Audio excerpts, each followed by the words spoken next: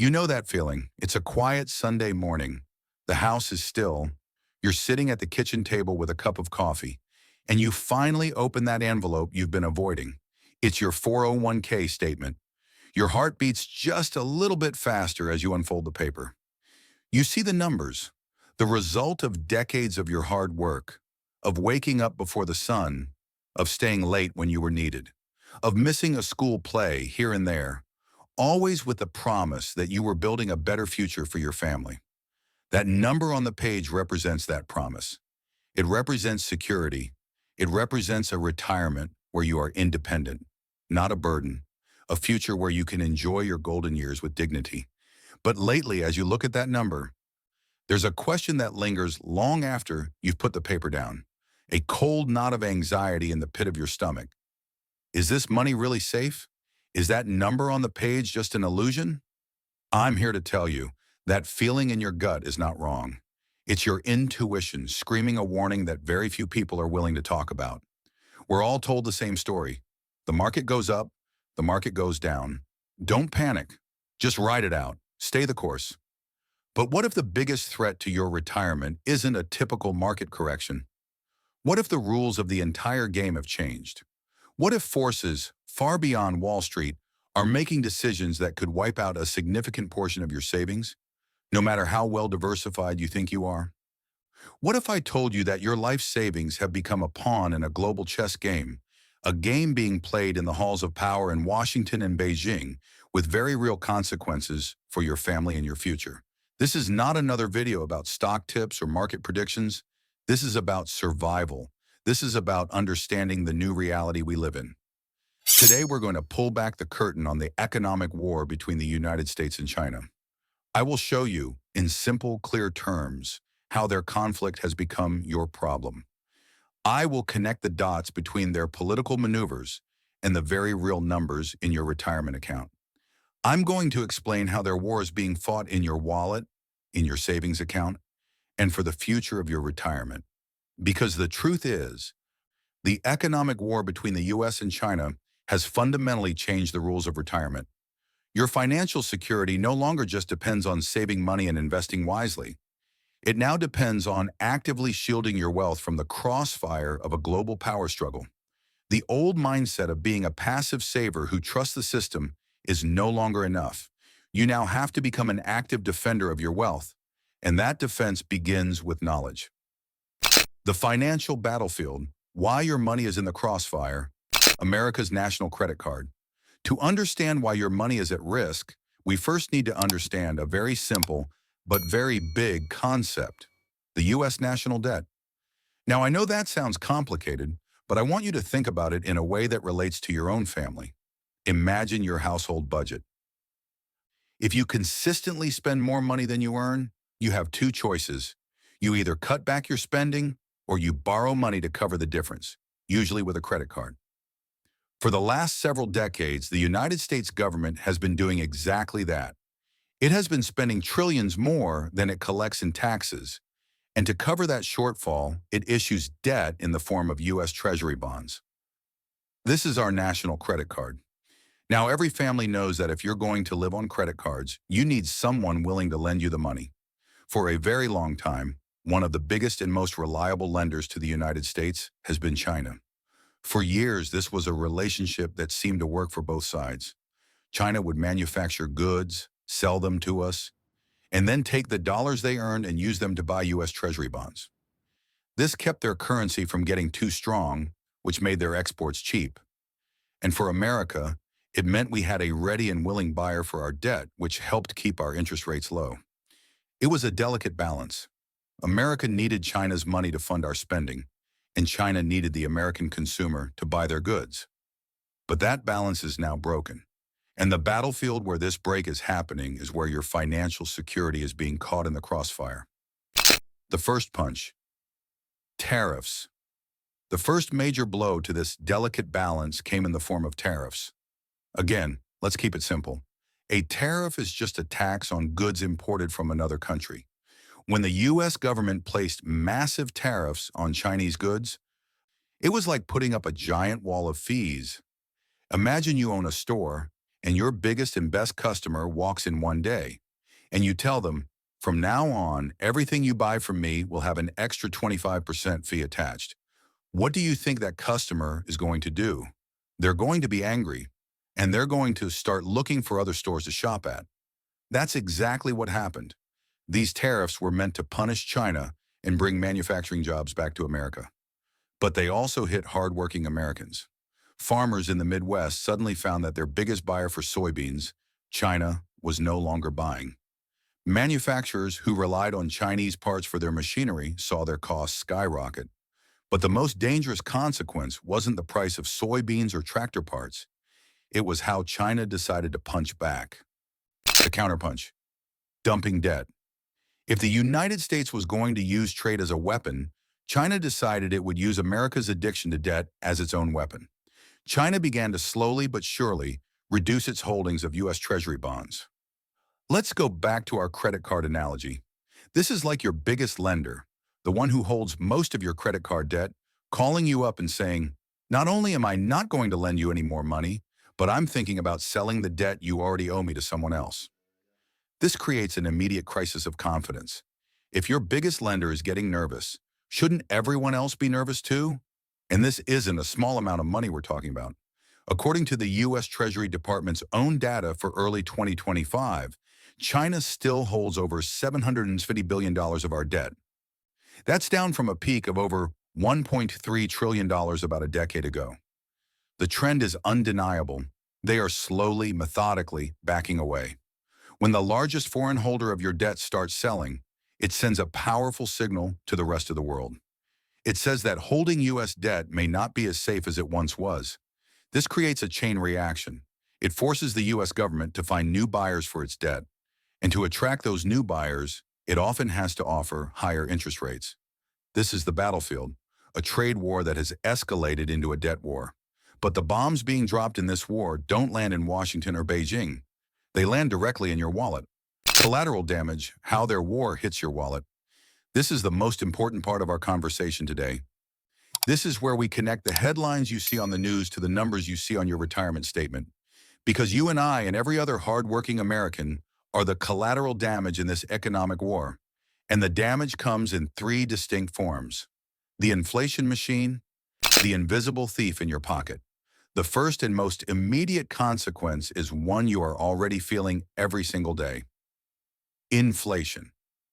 Let me draw a very clear line for you, showing how a political decision in Beijing ends up costing you more at the grocery store. It's a simple domino effect. Domino 1. China and other foreign countries slow down their purchases of U.S. debt, but the U.S. government still needs to borrow trillions of dollars to pay its bills. So who steps in to buy that debt when foreigners won't? Domino 2. The Federal Reserve, America's central bank. Now, where does the Federal Reserve get the money to buy all these treasury bonds? This is the critical part. It doesn't. It creates the money out of thin air. This process has a fancy name, quantitative easing, or QE. But all it really means is that the Fed is pumping massive amounts of new dollars into the financial system to buy up the government's debt. Domino 3. The value of every dollar you have saved goes down. It's a fundamental law of supply and demand. When there is a massive new supply of something, its value decreases. Think of it like this. Imagine you're making a big pot of soup for your family. If you suddenly pour a gallon of water into it, you still have a full pot. But the soup is now thin, watery, and far less nourishing. That's what quantitative easing does to our money supply. It waters down the value of every dollar in your bank account, in your wallet, and in your 401k. This is not a theory. This is reality.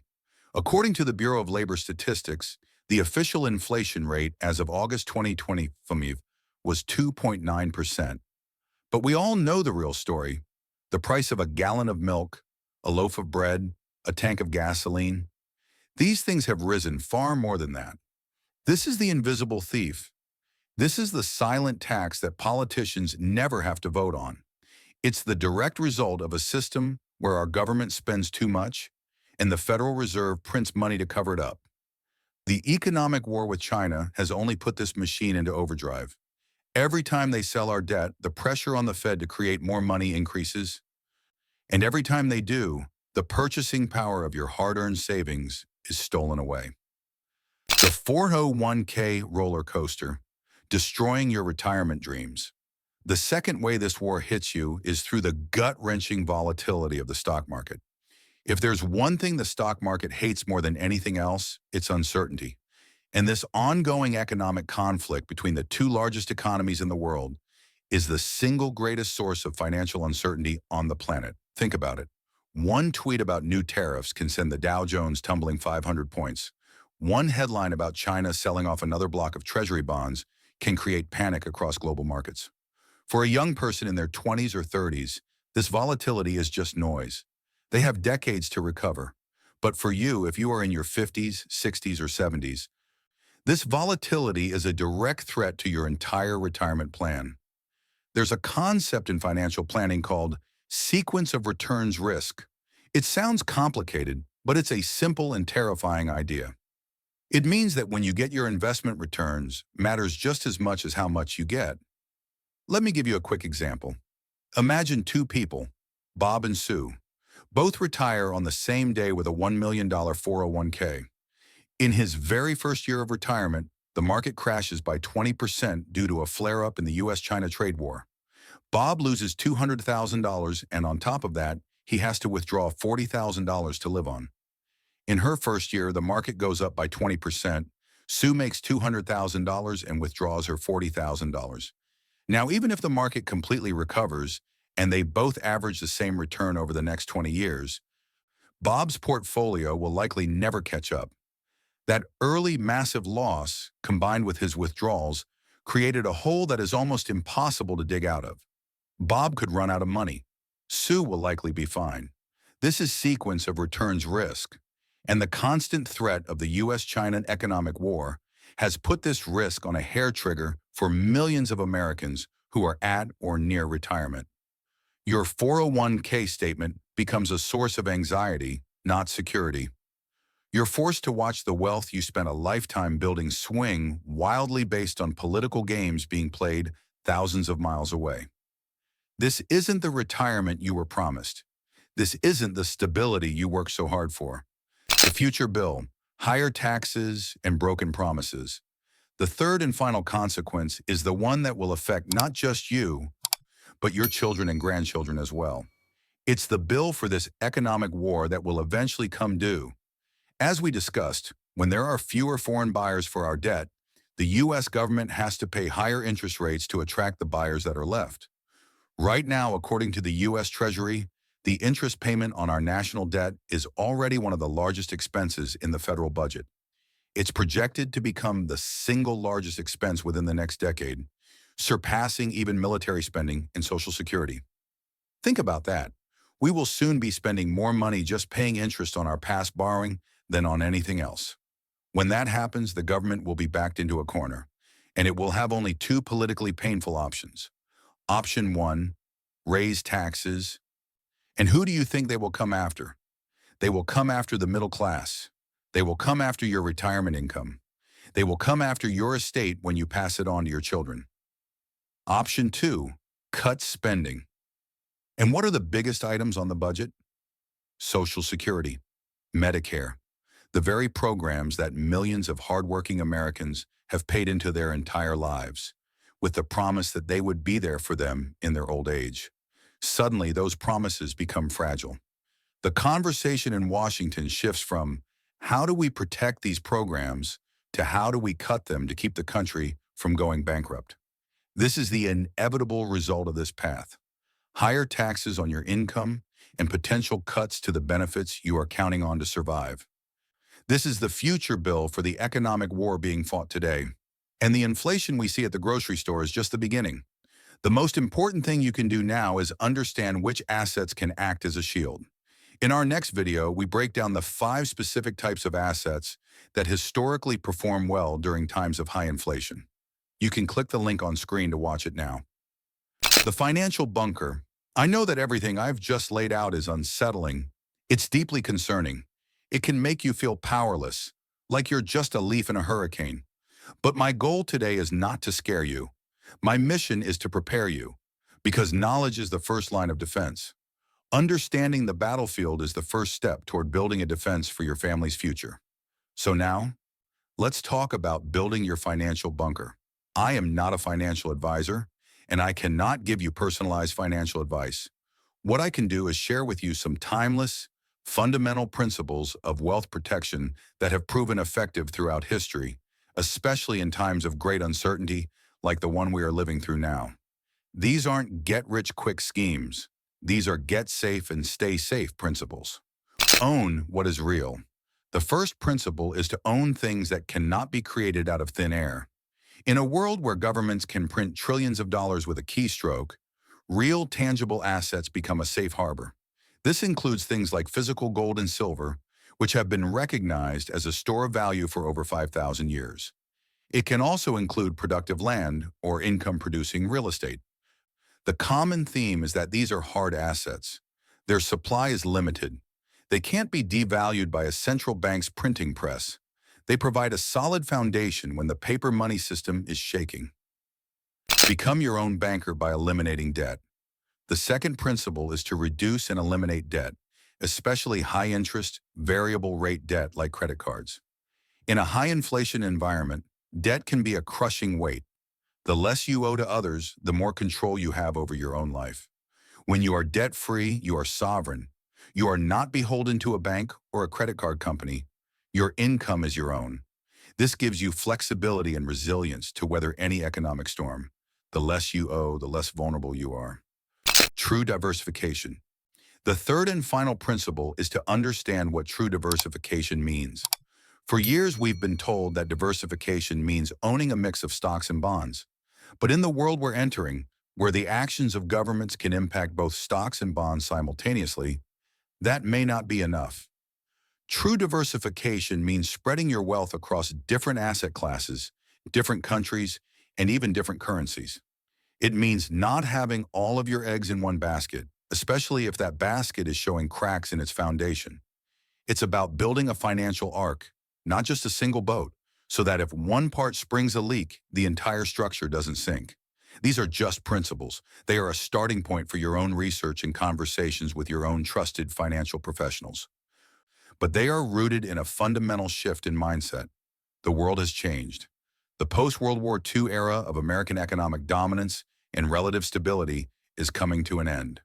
The old rules of just putting money in a 401k and hoping for the best are no longer sufficient.